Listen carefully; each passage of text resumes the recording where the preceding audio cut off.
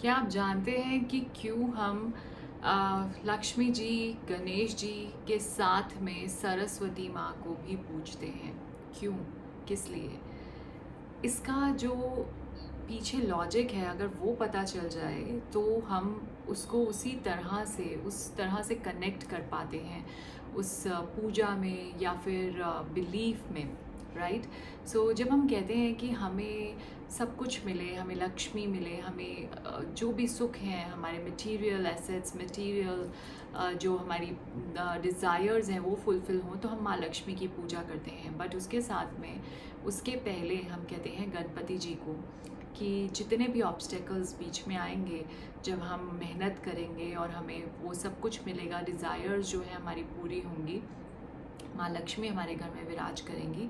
सो उसके बीच में, उस सब चीज़ों के बीच में कोई ऑब्स्टेकल्स ना आए, कोई विघ्न ना आए, तो विघ्नहर्ता जो है उनकी हम पहले पूजा करते हैं और उसके बाद माँ लक्ष्मी के आगमन की तैयारी और उनको वेलकम करते हैं अपने घर में, राइट?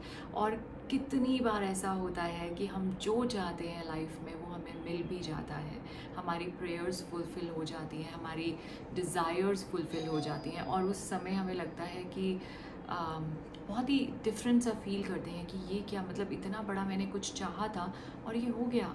अच्छा, सो उस समय हमें समझ में नहीं आता है कि हम इसको हैंडल कैसे करें। क्यों? क्योंकि अब आप उस बड़ी चीज़, उस बड़ी मोमेंट या उस सब का जो भी आप चाह रहे थे उसका कंट्रोल आपके पास है, उसकी रिस्पॉन्सिबिलिटी आपके पास है।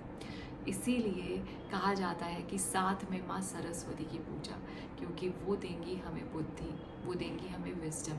सो जो आपके पास आया है, जो रिस्पॉन्सिबिलिटी इतनी बड़ी आपके पास आई है, जो कंट्रोल आपके पास आया है, तो प्रेयर ये करनी है कि लक्ष्मी माँ तो आए ही, लेकिन उससे पहले बुद्धि हमें सरस्वती माँ दें, समझे? ताकि जो हमें रिस्पॉन्सिबिलिटी मिली है, हम उसको, उन ब्लेसिंग्स को बहुत अच्छे से हैंडल कर पाएँ, उसको बहुत अच्छे से संजो के रख पाएँ, right? So every time tell your kids also, tell your children also कि जब हम भगवान गणेश की पूजा कर रहे हैं, माँ लक्ष्मी की पूजा कर रहे हैं, कि आप आएँ हमारे घर पे, सो उससे पहले माँ सरस्वती को पूजना ज़रूरी है। ठीक है? जय